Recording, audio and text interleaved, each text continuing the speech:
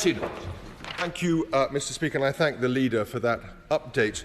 The House will know that I am obsessive about improving education, skills and life opportunities for young people, and I know the leader, with his own background, shares that passion. So I can't let this week pass without noting that on Tuesday, our new specialist technology and engineering university in Hereford, NMITE, formally launched its new autonomous robotics degree, sponsored, designed and delivered in collaboration with the British Army. I thank the Defence Ministerial team and in particular the Minister for Armed Forces for coming up to Hereford and supporting with that. I believe this is the UK's first undergraduate drones technologies degree. It starts in September 2026. That's light speed compared to the normal progression of these things in higher education, and it will be of inestimable value not only to young people up and down the country, but to the defence of the realm and in a host of other sectors, including food and agriculture, infrastructure and energy.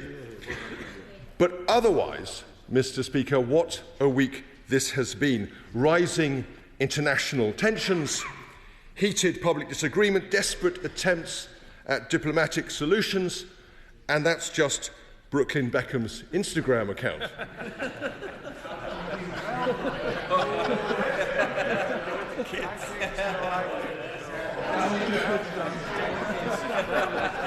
Talking of elites,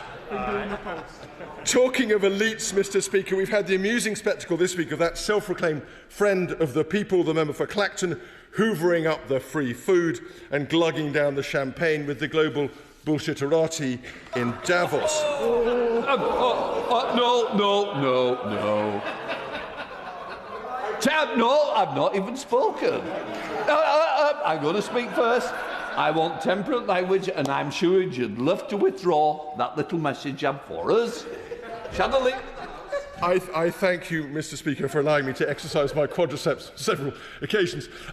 Yes, of course I withdraw. Oh, that's good. Appalling term, and I unhesitatingly withdraw it from the record.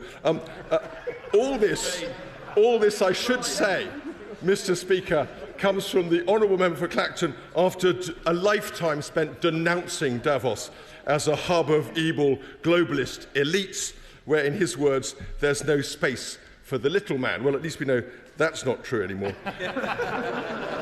Oh, the irony of it all, Mr. Speaker.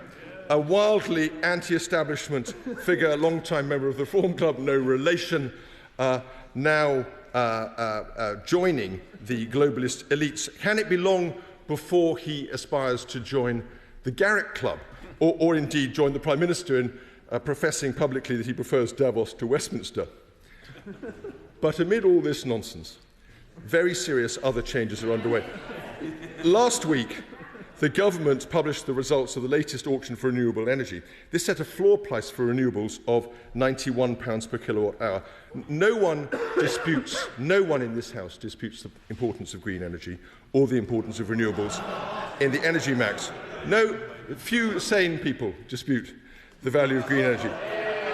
But energy prices are already unfeasibly high for British businesses, and despite the government's promises, they are set to go higher still, especially once the cost of new nuclear is added in. The effect of this policy will be to punish taxpayers and, of course, bill payers, but it also is a form of corporate welfare because the only benefits will come to the better off from this policy. Meanwhile, the government's decided to ignore North Sea oil and gas, gravely damage the northeast of Scotland, undermine the employment of thousands of skilled workers in disagreement with their own unions, and import gas from overseas at greater cost with more carbon and more carbon miles.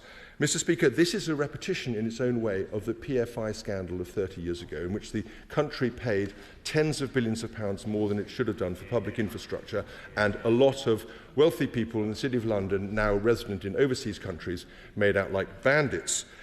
John Maynard Keynes, in 1919, wrote a little book called The Economic Consequences of the Peace, about the disastrous effects of the Treaty of Versailles and the demands it made for payment from the other side in the First World War.